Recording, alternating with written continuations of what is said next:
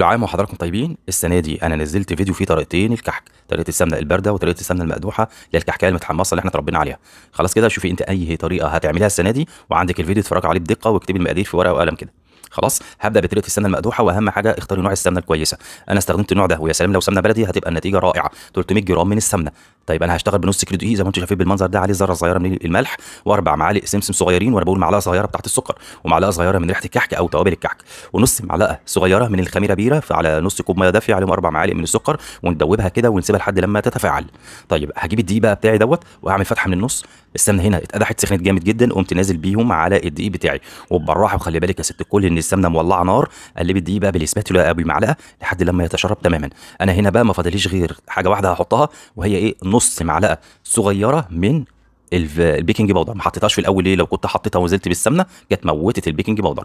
طيب قلبت بقى البيكنج باودر مع العجينه بتاعتي كويس جدا، وهبتدي بقى هبس. يعني ايه هبس؟ يعني هاخد العجينه احطها بين كفاي ايديا كده وبين راحه ايديا، واقعد اطحنها مش اقل من 10 دقائق لحد لما الاقي العجينه بقت معايا كده، بقت بتلزق. هبتدي المها بثلاث معالق من الميه زي ما انت شفت كده، وافضل الم كده، الم لما احس ان العجينه ما بقتش تلزق مني، واعمل لها اختبار هشوفها بتشقق ولا لا. لو لقيتها شققت زي ما انت شفت بالمنظر دوت، احط برده معلقه صغيره من الميه، ما تكتريش في الميه.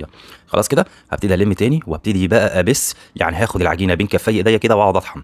خلاص لمده قد ايه؟ 7 8 دقائق لحد ما تحس ان العجينه بقت ناعمه جدا، وبعدين باجي اكورها ما بلاقيهاش بتشقق معايا، وطلعت الرسمه زي الفل. طيب هجيب الصاج بتاعي بقى وهاخد كوره كده وهبتدي هكورها. هلم لقيت العجينه مش مشققه، يبقى زي الفل. هحط بقى الحشو بتاعي، عين جمل، ملبن، اي حاجه انت عايزه تحشيها احشيها، حتى لو كحك ساده. خلاص هيخش الفرن، هيقعد معايا تلت ساعه بالظبط او 15 دقيقه. هي 15 دقيقه يا جماعه في كتليه الكحك بالسمنه المقدوحه، وهيبقى زي الفل. هنخش على الجزء الثاني اللي هي السمنه البارده او الكحك بالسمنه البارده. طيب السمنه بارده يعني سمنه زي ما انتم شايفين بدرجه حراره الغرفه 300 جرام على نص كيلو دقيق، وبرده هنا السمسم بتاعي وريحه الكحك، وكمان هنزود هنا بقى ربع كوب من السكر المطحون. طيب ادي السمنه هي 300 جرام زي ما الطريقه الاولى. هنبتدي ندوبهم نفكهم بمضرب الكهربائي لحد لما يتحولوا للون الابيض او اللون الكريمي. نزلت عليهم بربع كوب من السكر، وقلبي بقى كويس بالمضرب لحد لما كل السكر اختفى تماما وبقى لونه كريمي. هنا الدقيق عليه ذره من الملح، عليه نص معلقه من البيكنج باودر، تمام كده، عليه نص معلقه من الخميره بيره، نص معلقه صغيره، كل ده صغير يا جماعه مش معلقه كبيره. وقلبي المواد الجافه مع بعض، نزلنا بالسكر والمعلقه الصغيره من ريحه الكحك، قلبناهم وقمنا نازلين عليه على السمنه اللي احنا مدوبينها بالسكر. وابتدي بقى هنا هنعمل ايه؟ هنا مش هنضرب بالمضرب، لا احنا مجرد ما بنقلب لحد لما السمنه تشرب الدقيق كله. وهنبتدي نبس برده زي ما قلت بالطريقه الاولانيه. هتاخد الكحك على راحه ايديك كفك الاثنين وتقعدي تطحني كده لمده لا تقل عن 10 دقائق لحد لما تلاقي ان الكحكه في ايديكي ناعمه عامله زي الغريبه. بس هنا في المرحله دي العجينه بتلزق. طيب بتلزق، هو ده كده انت كده ماشيه صح وزي الفل. التلزيق ده بقى هيروح بايه؟ هنحط بالعدد كده في الطريقه البارد ده يا جماعه 3 معالق من الميه. ادي اول معلقه، ادي تاني معلقه، ادي تالت معلقه. خلاص، وهنبتدي نقلب بايدينا كده. هنلاقي بقى ان العجينه اتلمت معانا وما بقتش تلزق. وهتبتدي برضو تستخدمي ايديك كفه ايديكي في البس زي ما انت شايفه كده بتختبر العجينه.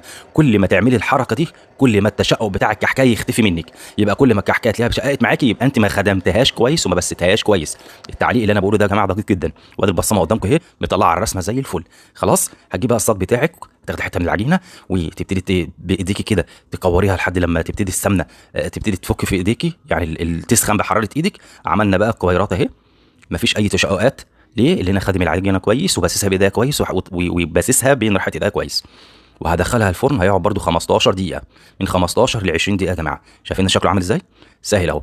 وبتوريكم محمد برده ان لو في كحكايه مشققه يبقى اللي بعديها تبتدي برده ايه؟ تريحيها بين ايديكي كويس.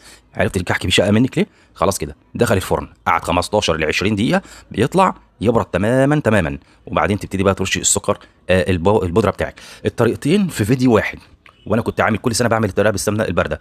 امهاتي على الصفحه قالوا لي عايزين الطريقه اللي اتربينا عليها بتاعت السمنه المقدوحه، فانا حطيت الطريقتين في فيديو واحد، لميت لكم الموضوع كله وانتم شايفين دي النتيجه النهائيه. يعني كل اللي عايزه منكم بقى ان انتوا الفيديو دوت يتعملوا لايك كتير، شير كتير، عشان يوصل لكل الناس، ما تخلوش تعبنا يروح على الفاضي. وده كان الشكل النهائي للكحكايه. ادي الكحكايه اللي هي بالسمنه البارده بتبقى فاتحه كده زي ما انتم شايفينها، ناعمه زي الفل. بص بقى الكحكايه بالسمنه المقدوحه بتبقى متحمصه، لونها بيبقى غامق شويه. وبرده هي دي طالعه محشيه. في فرق في الطعم وفرق في الشكل. جربوها وقولوا لي رايكم في الفيديو، والفكره ان انا جمعتهم بين الطريقتين في فيديو واحد.